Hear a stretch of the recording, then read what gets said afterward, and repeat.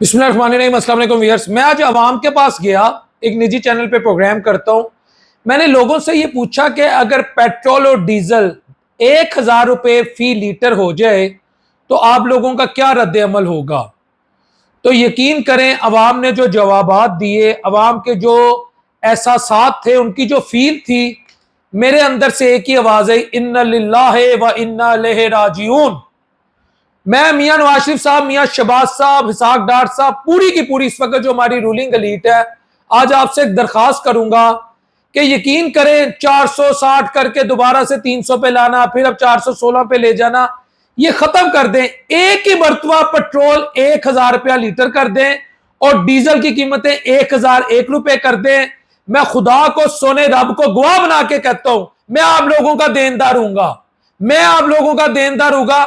ये कौम 1,000 रुपया पेट्रोल और 1,001 रुपए डीजल डलवाएगी। आपके कर्जे, आपके IMF के साथ मामला, आपका प्रोटोकॉल, आपके MPs MNs, मैंने सारी डिटेल अभी बनाई है, आपकी टैक्स कलेक्शन, आपके सारे मामला मुकम्मल तौर पे ये कौम सिर्फ पेट्रोलियम मसनूआत में उठा लेगी। छोड़ दे, कभी बिजली के यूनिट्स कम कर रहे हैं, कभी सब्सिडीज खत्म कर रहे हैं, कभी 1 पैसा फी यूनिट रिलीफ दे रहे हैं, ये छोड़ दे। सिर्फ पेट्रोल और डीजल की कीमत, पेट्रोल की कर दे 1,000 रुपए। यकीन करें ते लोग जस्टिफाई करेंगे, people will justify it, they will support it, they will say that this is the need of the hour, and without doing it Pakistani मईशत, Pakistani economy cannot move further। करते 1,000 रुपया, मैं आपके साथ हूं और मैं आपका वकील बन के हर जगह माइक लेके जाके लोगों के लब, वो जो जिसे कहते हैं ना, मुंह मुबारक से, उनकी जुबान मुबारकों से मैं ये कहलवाऊंगा कि मियां साहब तुन के रखो सी ताड़े नाला।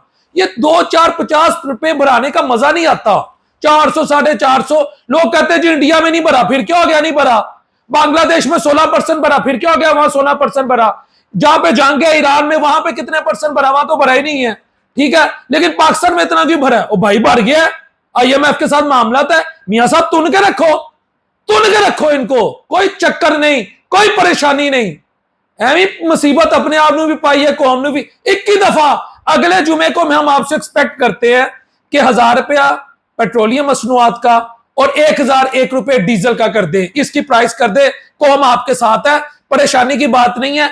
आज मैं अंदरून शहर में था, मैंने जब लोगों से पूछा ना 1,000 रुपया, जो उन्होंने कहा जी फेर भी ते पुआना है, इतने बगैर जिंदगी किस तरह गुजर सकती है। मैं कहा ये स्पिरिट होनी चाहिए, जिंदा कौमों के अंदर ये स्पिरिट होती है। अगली बात, डॉक्टर फारूक सलीम है, बहुत बड़े नाकद है PTI के और बहुत सख्त लिखते हैं उनके मुतालिक। आप गूगल करके उनको उनके ट्विटर अकाउंट में जा सकते हैं। उन्होंने बात की है कि जब हुकूमत ये कहती है ना कि जी पेट्रोलियम मसनूआत की कीमतें हम इसलिए बढ़ा रहे हैं कि टैक्स कलेक्शन नहीं होती, और या फिर खिते की सूरत हाल ऐसी है, या FBR अपने टारगेट मीट नहीं कर सकी। उन्होंने कहा है कि मैं एक चार्ट इस वक्त उनका अगर आप ट्विटर अकाउंट पे देखें, सन 2006-7 में टैक्स कलेक्शन थी 1 ट्रिलियन, 1 ट्रिलियन, और सन 2025-26 में टैक्स कलेक्शन है 14 ट्रिलियन, 14 ट्रिलियन, 14 खरब। तो टैक्स कलेक्शन तो भरी है, लेकिन इसके साथ उन्होंने एक और चार्ट बनाया है। वो ये कहते हैं कि 2007 से अब तक, या बल्कि 4 सालों में, आप उनका ट्विटर अकाउंट जाके देखें, जो हमारे MPs और MNAs हैं उनकी सैलरी में 189%, 189% इजाफा हुआ है। टैक्स कलेक्शन भरी है, टैक्स कलेक्शन कम नहीं है, लेकिन असल मसला क्या है, 179% इजाफा हुआ है। यानी सब्सिडीज जो MPs को, यानी जो सिस्टम में मिल रही थी 700 रुपए हमारे MPs और MNAs को, प्रोटोकॉल की या रूलिंग एलीट को, उस सूरत में वो तकरीबन 1400 बिलियन हो गई है। उनको जो सब्सिडीज मिलती है 700 बिलियन से 14, यानी 700 अरब से 1400 अरब, ये मैं आपको बता रहा हूं। फिर वो आगे ये कहते हैं कि जो रनिंग सिविल गवर्नमेंट है, यानी जो हमारी ब्यूरोक्रेसी है, ये 4 सालों में इनका 500 अरब से 1,000 अरब तक का खर्चा भर गया। पहले 500 अरब यानी 5 खरब खर्चा था, अब इनका 10 खरब खर्चा हुआ है, ये भरा है, ठीक है, इसमें कमी नहीं आई। फिर वो आगे ये कहते हैं कि तकरीबन जो एक MNA है, एक MNA, उसको 100 अरब 100 बिलियन, सॉरी वो कहते हैं एक एमएनए जो है ना उसको 100 करोड़ यानी 1 अरब और एमपीए को तकरीबन 30 करोड़ रुपया दिया जाता है। ये हैं छोटे छोटे खर्चे, वैसे तो एक लंबी फहरिस्त है, प्रोटोकॉल्स है, पर्क्स है, प्रिविलेजेस है और नॉन डेवलपमेंटल जो एक्सपेंडिचर हैं वो मौजूद हैं, और कैपेसिटी पेमेंट के चार्जेस में क्या कुछ किया जा रहा है, बिजली के बिल में क्या कुछ किया जा रहा है।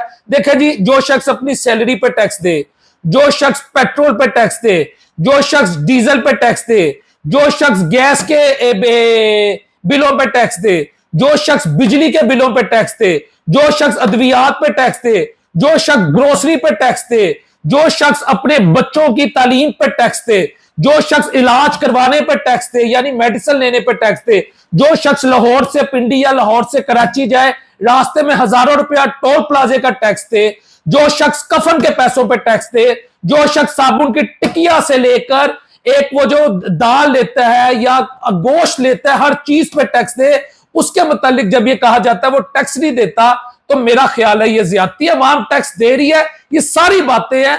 असल चीज ये है जो सबा न्यूज की रिपोर्ट है, मैं समा न्यूज का बकायदा नाम ले रहा हूं इस वक्त, तो सोशल मीडिया ऐसे करके गलत खबर करने वालों के खिलाफ वो कहते हैं जी ये झूठ फैला रहा है। उन्होंने कहा है कि हुकूमत के पास इस वक्त अपने जो एक्सपेंडिचर है ना उनको बढ़ाने का, खर्चे बढ़ाने का कोई तरीका कार नहीं है। यानी अब उन्होंने सिर्फ पेट्रोलियम मसनूआत से कमाना है। जैसे पेट्रोल पर तकरीबन 198 रुपए या 200 के लगभग लेवी ली जाती है। पेट्रोल जो इस वक्त 416 का ना, मैं आपको बता रहा हूं 200 के लगभग उस पर लेवी ली जा रही है। यानी उसकी असल कीमत कितनी हुई, सिर्फ 216 रुपए। 200 तो उस पर टैक्स है। इसके साथ साथ उन्होंने ये बताया कि जो डीजल है ना उस पर तकरीबन 113 रुपए टैक्सीज हैं और उसकी जो असल कीमत है वो तकरीबन 301 रुपए है। तो असल गेम अब आ गई है टैक्सीज पर। मियां साहब 1000 रुपया करें, 1001 रुपया करें, टैक्सीज लगाएं, लगा दें टैक्सीज, लेकिन एक दफा जब 1000 रुपया और एक दफा 1001 रुपया कर दे उसके बाद फिर ये बता दे इसमें तुमने अपने मैनेजमेंट करनी है। सब्सिडीज खत्म कर दे 200 यूनिट्स की, 1 रुपया सब्सिडी ना दे, बेनजीर इनकम सपोर्ट प्रोग्राम भी खत्म कर दे। ठीक है जी, वो 10,000 बिना रमजान में भेजे, सेहत कार्ड भी खत्म कर दें जो अभी फिल्टर होकर चल रहा है, 13,000 बिना रमजान में भेजे। हमें कर्जे भी नहीं चाहिए, हमें मकान भी नहीं चाहिए, हमें यूथ लोन स्कीम भी नहीं चाहिए, सब कुछ खत्म कर दें, हमें कोई मसला नहीं है। लेकिन एक दफा खत्म करके अवाम को कह दे ये है सारा मेयार है जिंदगी, इसमें अब तुमने सर्वाइवल ऑफ द फिटेस्ट के फार्मूले पे अमल करना है। ये मैं आपको बता रहा हूं, सब कुछ खत्म कर दें, ये कौम करवा लेगी। ये कौम बड़ी आपसे इश्क करती है, ये इसको कोई फर्क नहीं पड़ेगा। लेकिन उसके बाद कोई 6 महीने रिलीफ दे दें, कौम को पता लग जाएगा कौम किस हद तक काबिल है, ये फिर भी सरवाइव कर जाएगी। मैं यहां ये नहीं कहूंगा गरीब के लिए, गरीब को अपना एहसास है, वो खुश है, तो जब वो खुश है तो तुन के फिर रखो काम। अस्सलाम वालेकुम रहमतुल्लाहि व बरकातहू।